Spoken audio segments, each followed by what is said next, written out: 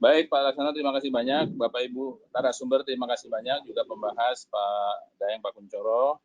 Saya kira sangat lengkap pembicaraan kita, terutama topik baru tentang dokter gigi yang memang tadi dikatakan Pak Hananto juga risiko tinggi, betul sekali. Dan ternyata pertanyaan semuanya dari para dokter gigi. Tadi tanggung jawab Pak Seno nih bikin khusus dokter gigi nih.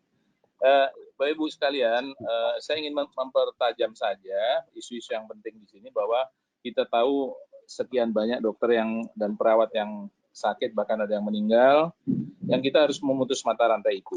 Isu-isu yang ingin saya pertajam adalah yang pertama, sekedar warning, kehati-hatian.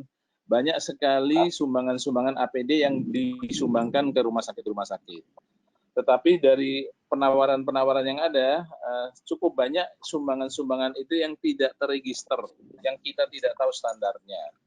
Jadi jangan sampai kita menjadi bumerang, merasa seolah-olah sudah memakai APD, tapi dengan APD yang tidak standar, maka sebetulnya kita tidak terlindungi. Jadi mohon berhati-hati dalam menerima sumbangan, tetap kita menanyakan tentang spek dari APD itu, dikonsultasikan, dan kemudian syukur-syukur kalau bisa kita gunakan yang ada izin edar. Tapi kalau terpaksa tidak bisa, minimal memenuhi beberapa kriteria.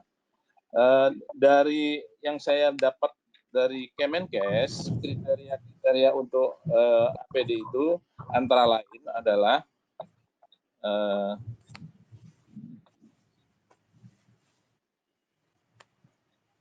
halo.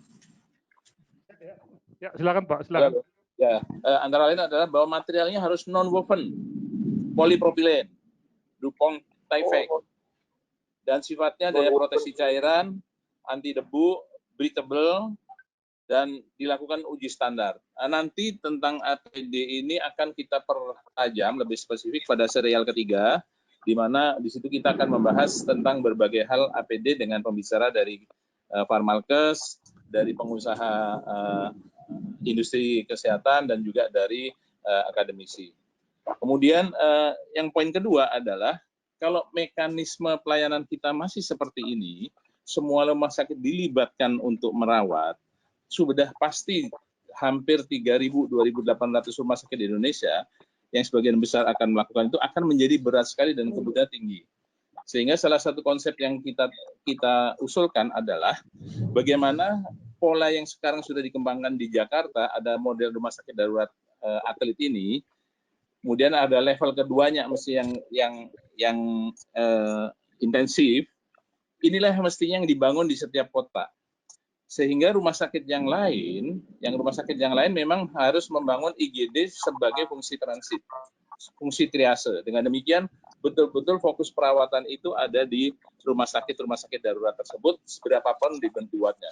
Dan pasien pun yang sakit non-COVID akan menjadi lebih aman.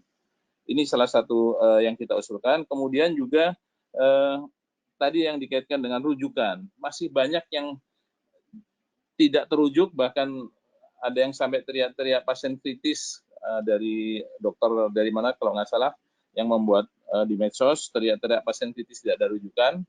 Yang ini semuanya sebetulnya perlu pembenahan dari sistem rujukan, terutama dari teman-teman di Dinkes, sehingga mapping dari kemampuan rumah sakit sampai linknya itu jalan. Kalau kita dulu punya sistem rujukan yang online, kenapa itu tidak dipakai khusus sementara ini untuk COVID misalnya?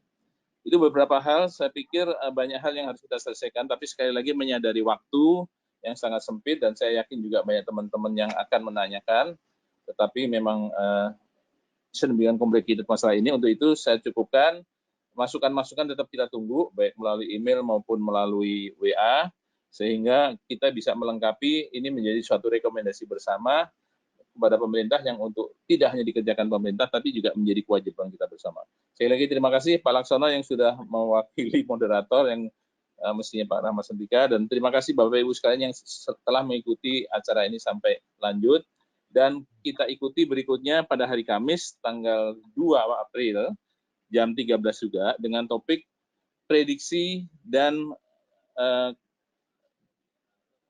skenario plan dalam menghadapi COVID-19, dengan pembicara ada Prof. Askobat, ada wakil dari Perhimpunan Ahli Epidemiologi, juga ada akademisi. Terima kasih. Selamat sore. Sekian. Wassalamualaikum warahmatullahi wabarakatuh.